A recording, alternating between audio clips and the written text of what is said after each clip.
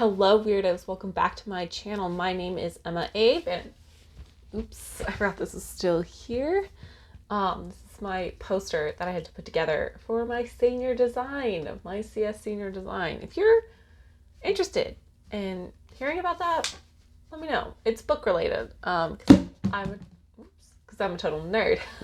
What are we doing today? Today we are going to be doing the hashtag Stand With Trans Kids tag. This was originally created by Leo Bruncroft over on his channel, which I will link the original video below. I just found it. I think he does awesome work. He like shouts out a charity in like every single video, and I'm like, wow. I can barely afford my book buying habit. Anyway, but I also don't have a full-time job either. I'm still in school. Not for much longer. I'm graduating very, very soon. I'm very excited. So I wasn't tagged by anybody, but I just kind of wanted to do this. So the first prompt is tag some fabulous friends who also may want to do this tag. So I've got 3 people that I want to tag. I want to tag Aldi Books, Olivia's Catastrophe, and the Bookish Raider. But also, if you want to do this tag and you haven't been specifically tagged like me, please do this. The second prompt is tell us about some books on your TBR pile featuring trans and non-binary characters or nonfiction about trans stuff. There are a bunch, but I just chose 3. So the first one is Detransition Baby. This was up for a bunch of awards, but out of the awards that I follow, it was nominated for fiction in the Goodreads Choice Awards. I didn't wind up choosing it for my project because I'm doing some other things, but it is one that I have kept my eye on, and I'm like, I'm definitely going to be looking at this one. But it's by Tori Peters. It is about 3 women, and some of them are cis, some of them are trans, and there is a pregnancy. I don't really know too much about the pregnancy and the mechanics of all of that, but it deals with themes like motherhood, gender, birth, sexuality, all of that stuff. And I've heard really good things about it. I just personally haven't read it yet. The next one is Ship of the Dead. This is the 3rd book in the Magnus Chase series. I would mention the 2nd book, but I've read the 2nd book and I want to read the 3rd book, so that's why Ship of the Dead. I do have it. I do own it. It's not with me right now, but I'm very interested in finishing up the Magnus Chase series. But essentially what the Magnus Chase series is about is you have this character, Magnus Chase. He figures out that he is like a demigod, and he is descended from the gods of Asgard. Loki is causing some trouble. Loki is free, I think, in this book. Yeah, but where the trans aspect comes in is in the character of Alex, who is gender fluid, and Alex is the partner of Magnus Chase. I don't want to say too much more because you can't really say much about it without spoiling the whole series. Anyway, so that's that book. The next book is this one. This is The Black Tides of Heaven. This is by J.Y. Young, but it's also listed as Neon Young, so I'm not really sure what they go by. But I tried to not look up too much about it, but it's about a set of twins who are separated by a war. Like, one of them is on the rebel side and one of them isn't. Yeah, it's highly influenced by Chinese Asian culture. Neon Yang is Singaporean, so yeah, that's this one. I'm going to get to it at some point, but yeah, I'm trying not to look up too much about this because I'm reading this for a project. So that's that prompt. The next one is recommend a favorite book or show or movies featuring a trans character or a non-binary character. So I'm going to say 2 ones that's cited often. The first one being Cemetery Boys, because goddamn, that was good. I do have a copy of it, it's just not with me right now. You guys probably know what Cemetery Boys is about, but it is about this main character who wants to prove to his family that he is a brujo, and his family is not very accepting of being trans. So what he does is he tries to prove himself. So he undergoes this ritual to try and locate his cousin Miguel, but doesn't wind up summoning Miguel. He summons someone else. And it's like an adventure story that turns into a little bit of a romance, and it's really cute and sweet, and I loved it a lot. The next book is Light from Uncommon Stars. That's by Rika Akoi. I picked this book up on a whim, and it has easily become one of my favorite books this year. I read it relatively recently, like in the past month, so you're going to see it in my wrap up. But holy crap, it says a lot is going on in this book, and I love it all. There are many different plot lines, but the trans plot line of this is you are following a young girl who is trans, and she's dealt with lots of abuse in her life, but she winds up meeting this violin master, and this young girl, she knows she can play the violin, and she wants to find success making covers of video games on her violin. And she meets this violin master who has ulterior motives. Yeah, it's just really good. I think the less you know going into this book, kind of the better. So that's all I'm going to say on that one. And the last one that is not so common, but it's also for younger readers, and that is Lily and Duncan by Donna Gerhardt. I read this last year. Yes. And this follows the characters of Lily and Duncan. Duncan is dealing with a lot of depression and coming out with that diagnosis and dealing with that diagnosis. And Lily is trans, and she's dealing with a lot of crap from everybody. And this is for middle grade readers. And one of my favorite parts about this whole book is the part where Lily's father talks to the doctor, and because Lily's going to start on hormones, or is it hormone blockers? I'm not really remembering, but she's going to start doing those medical transition things that she needs to do in order to feel good in her body. And her father has been very, very resistant to accepting Lily as Lily. Like, he repeatedly dead names her and just is not very supportive. And the doctor tells Lily's father that you have two options. You can either have a dead son or a daughter. And that line just kind of really hit me, because I think that is so true for people in the LGBTQ community if their parents or family aren't supportive. I personally, through all of my coming out stuff, which is a lot, so for the sake of whatever in this video, I am a bisexual queer person. Gender's complicated. Gender's a journey, which I'm going on right now, and I don't fully have everything figured out, which is okay. I've been very blessed with lots of friends and family who are very supportive, but yeah, it's just very, very difficult. I have lots of friends who do not have that, who have family who are not supportive, and maybe not be the reason why they wind up hospitalized, but do not contribute. How do I phrase this? Their families don't help the fact that they have suicidal ideation. Lily and Duncan is one of those books that I think is really good for like parents of queer children to read, but also just like, young queer children to read if they don't know really what's happening. That was a tangent.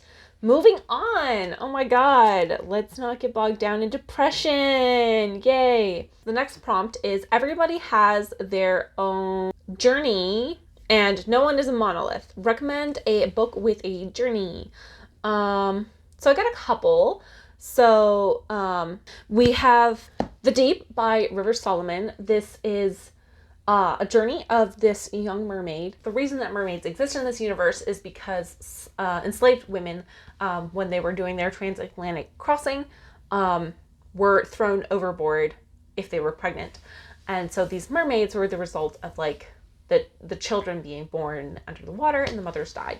So this young woman, she is kind of like the memory keeper. She holds all of the trauma for her tribe, for her group pod of mermaids, and it's really hard for her to handle. So she winds up running away and going on like a journey to like find herself and deal with these traumas. And she also meets a human along the way, and that's all I'm going to say about it. It's relatively short, and it was very good, and I really liked it. And that is The Deep by River Solomon. Okay, and the last one I actually have is right here. It is The Grandmaster of Demonic Cultivation. This is by Moxiang Tongxiu. I love this book so much. I'm going to try not to gush over it too much. Who knows? You'll never know. But right now, currently, only the first volume is out. I think there's going to be about 5 volumes. You have this character here, Wei Ying. He dies. He actually commits suicide.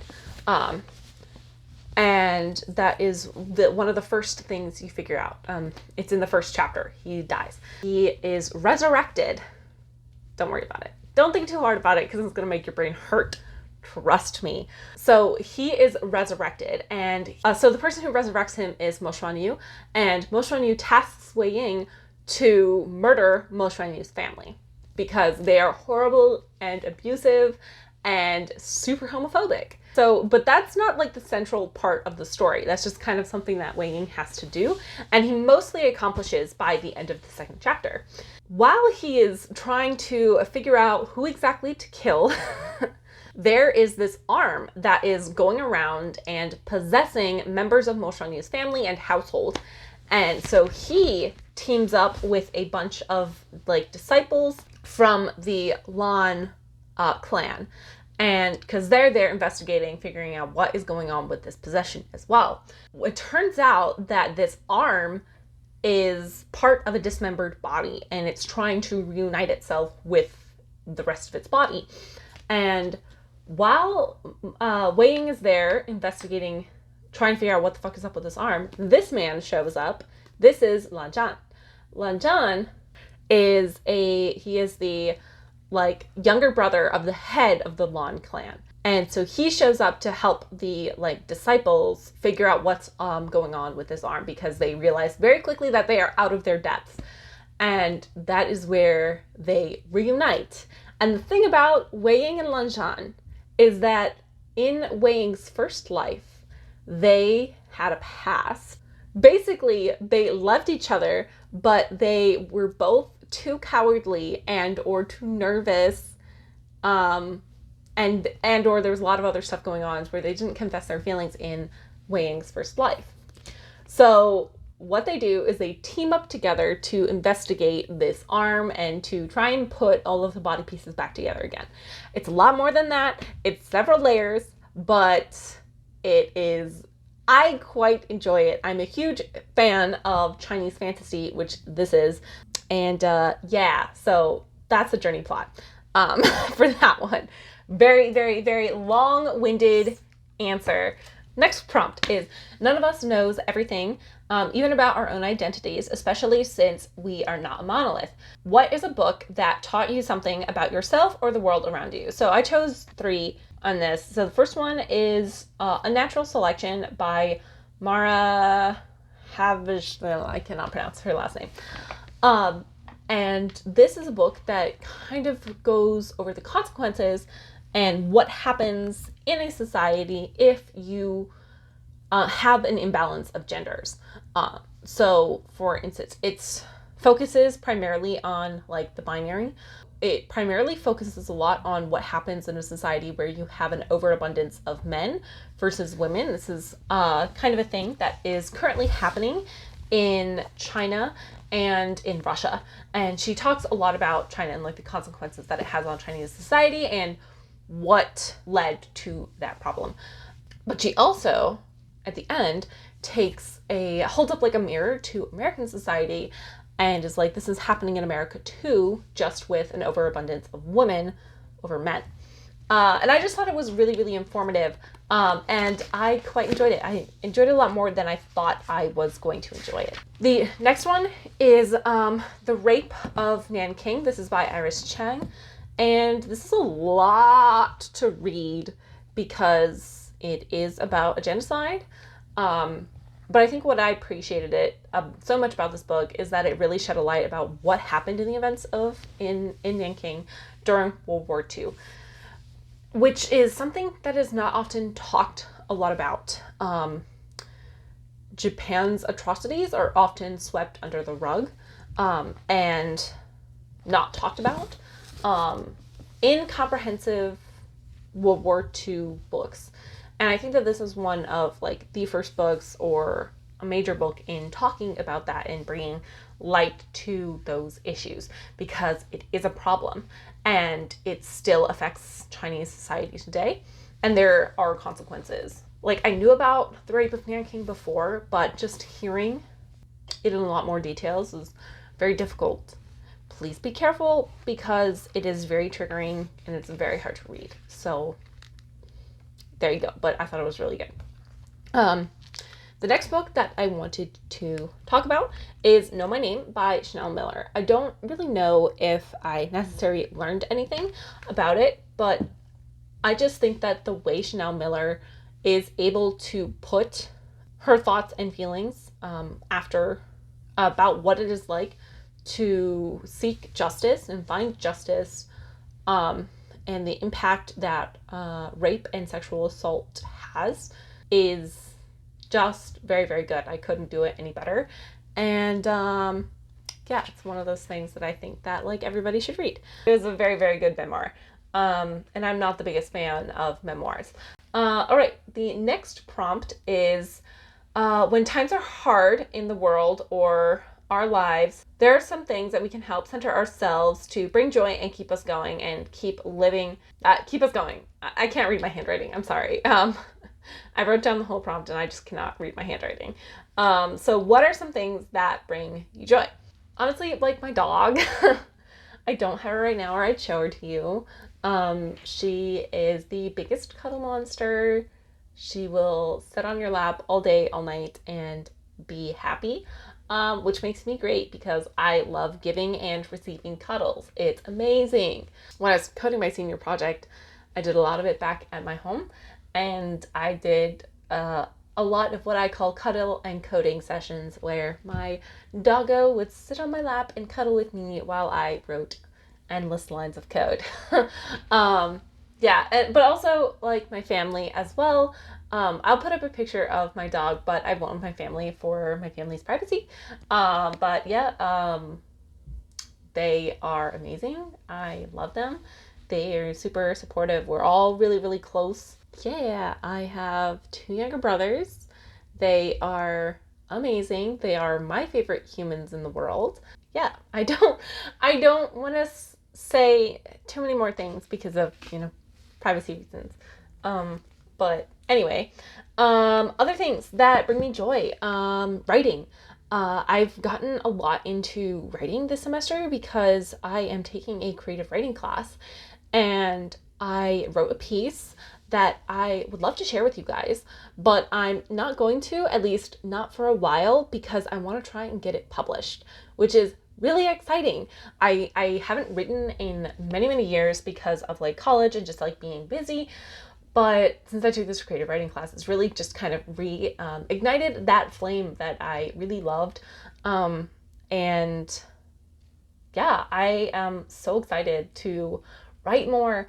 And yeah, it's just brought me so much joy. It's probably what I'm going to do after I finish writing this video. I'm going to write like the ending to this story, which I'm really excited about. It's going to be a short story. I'm thinking it's going to be about 25 pages. Right now it's sitting at 23, but I will definitely share it with you guys when or if I get it published. Yeah, because it brings me just so much joy. And another thing is actually I'm going to circle back around to this story again, and that is this fandom. MDZS is what it's called because the Chinese characters, if you have the opinion, you can see it here. It's Modao. Just, I fell into the fandom for this, and there's so much with that goes along with this. It's not just a book series. There is a anime, there is a live action TV show, there is a comic, there is so much. I'll put all the links to that and stuff in the description, so if you guys want to check it out. So I fell into this in 2020, in late 2020, and it has just engulfed my mind. I have, I'm sure if you look at my Twitter, you can tell, you can see the interaction that I've just had like within the fandom, in fandom spaces, like on AO3 and like on Twitter and stuff like that. It has just like brought me so much joy and comfort, and has also contributed to me wanting to write again. And it's honestly really helped me get through this pandemic. Check it out, please. It's so good. Please let me know if you do check it out, and we can scream together. Sorry, the next prompt is, what is your walk-on music? Or what do you feel like most in your body music? So I don't listen to a ton of music. If I do want to listen to music, I usually like listen to like musicals. Whenever I try to like hype myself up or am feeling super, super gay, I will like usually like put on some like Todrick Hall or Tegan and Sarah music, and I'll put some links to their music as well. Yeah, that's that answer. This is a tag video. Why is this video so long? Oh my god. Okay, so the next prompt is finding mentors. People of wisdom or heroes can help. Basically, who are your heroes? Can you share something that they have taught or inspired you to learn more about? So I have a couple. I'm not going to name all of them, but I guess I'll touch on like my grandmother. My grandmother was, she's been gone for a long time now. Gonna try and go through this because I don't want to cry on camera. But anyway, she's been gone for a long time now, but she just was like the kind of person that would always like encourage me to love other people. And that no matter what someone is going through or what they look like, what they sound like, what their cultural background is, to love them because they're human. Yeah,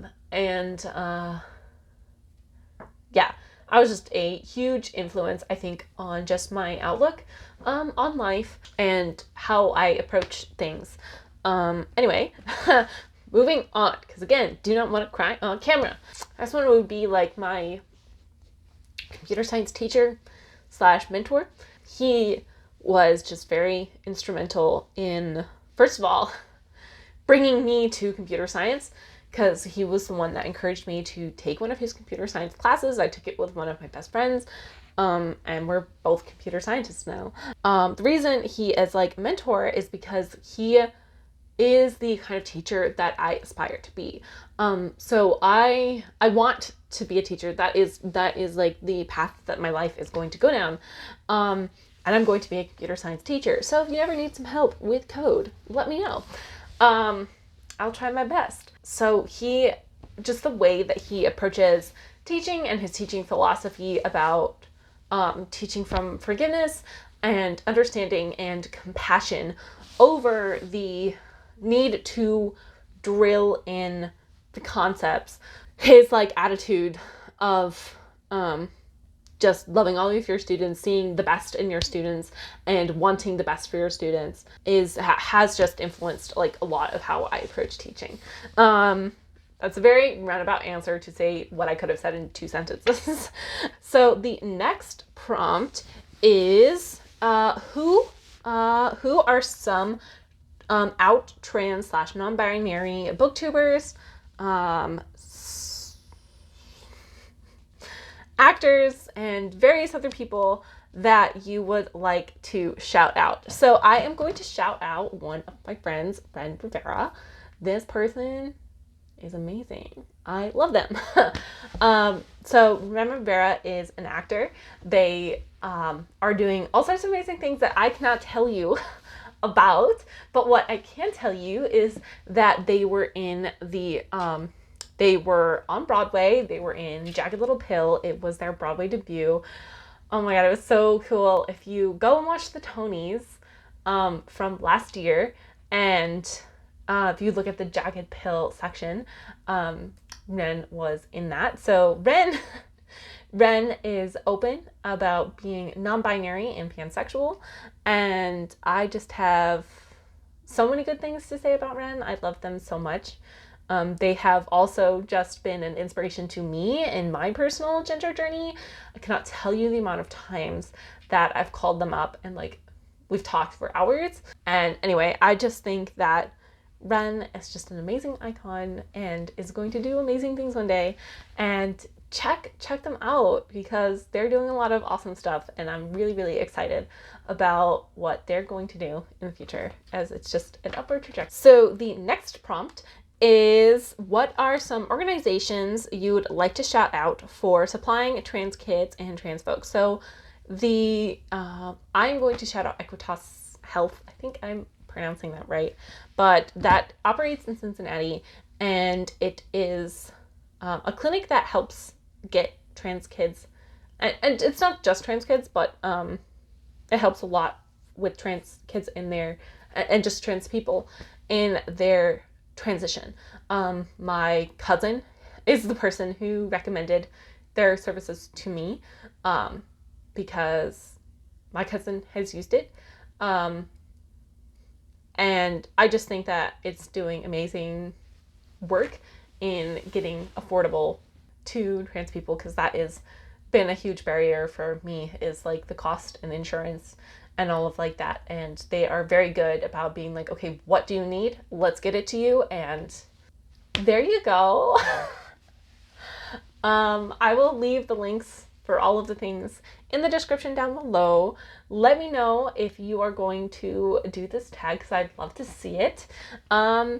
Yeah, what are some other organizations that are supporting trans kids in your local area? Leave that in a comment down below, and I will see you guys next week. Bye!